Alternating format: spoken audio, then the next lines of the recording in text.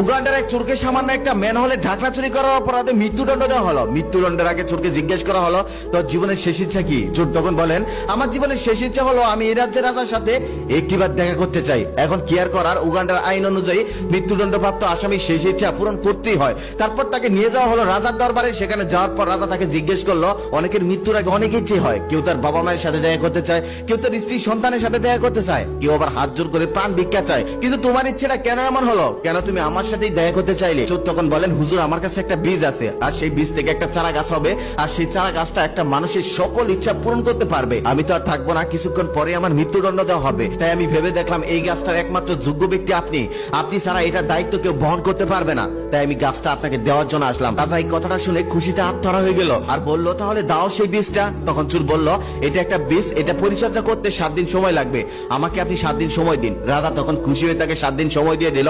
7 দিন পর আবার সেই চোরকে রাজ্যে হাজির করা হলো। হাজির করার পর রাজা বলতেছে, কি ব্যাপার, গাছ কি সম্পূর্ণ হয়েছে? তখন চোর বলতেছে, জি মহারাজ, সম্পূর্ণ হয়েছে, তবে একটা শর্ত, এই গাছটা তাকেই লাগাতে হবে যে জীবনে একটা টাকাও চুরি করেনি। যে লাগাবে সে যদি জীবনে একটা টাকাও চুরি করে থাকে তাহলে কিন্তু গাছটা মারা যাবে। আমি তো চোর, তাই আমি এই গাছটা লাগাতে পারবো না, আপনি বরং এই গাছটা অন্য কাউকে দিয়ে লাগান। রাজা মশাই তখন মন্ত্রী মশাইকে ডেকে বলতেছে, মন্ত্রী মশাই, সারা গাছটা একটু তুমিই লাগিয়ে দাও। মন্ত্রী মশাই এখন থুতুমুতু করে বলতেছে, মহারাজ আমি এত বড় একটা দায়িত্ব পালন করি, এখান থেকে এখানে 1 টাকা এদিক সেদিক তো হতেও পারে, তাহলে তো গাছটা মারা যাবে, তখন তো আপনার মনের ইচ্ছা পূরণ হবে না, আপনি বরং দায়িত্বটা অন্য কাউকে দিন। রাজা তখন অর্থমন্ত্রীকে বলল, অর্থমন্ত্রী চারাটা তুমিই লাগাও। অর্থমন্ত্রী তখন থুতুমুতু করে বলতেছে, মহারাজ এটা কথা বললেন, আমি সারা রাজ্যের অর্থ এদিক থেকে সেদিক করি, 1 টাকা তো এদিক সেদিক হতেও পারে, তাহলে তো গাছটা মরে যাবে, আপনার মনের ইচ্ছে তো পূরণ হবে না, আপনি বরং দায়িত্বটা অন্য কাউকে দিন। রাজা এবার খাদ্যমন্ত্রীকে ডেকে বললেন, খাদ্যমন্ত্রী চারাটা না হয় তুমিই লাগাও। খাদ্যমন্ত্রী বলতেছে, আমি এত খাদ্য এদিক থেকে সেদিক করি, একটা দানা তো এদিক থেকে সেদিক হতেও পারে, তাহলে তো গাছটা মরে যাবে, আপনি বরং দায়িত্বটা অন্য কাউকে দিন, এটাই ভালো হবে।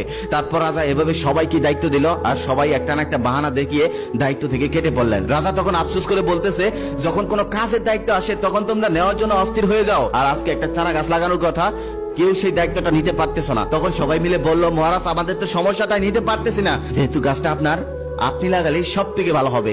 রাজা মশাই এবার থুতুমুতু করে বলতেছে, তোমরা সামান্য একটু একটু দায়িত্ব নিয়েই গাছটা লাগাতে পারলে না, আর আমি এত বড় একটা রাজ্যের দায়িত্ব নিয়েছি, আমি কি করে লাগাই?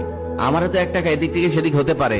তখন চোর চিৎকার করে বলতে লাগলো, মহারাজ তাহলে তো আপনারা সবাই চোর, তাহলে কেন সামান্য একটা ম্যানহোলে ডাকা চুরি করার অপরাধে আমাকে মৃত্যুদণ্ড দেওয়া হলো? রাজার মুখে কোনো কথা নেই।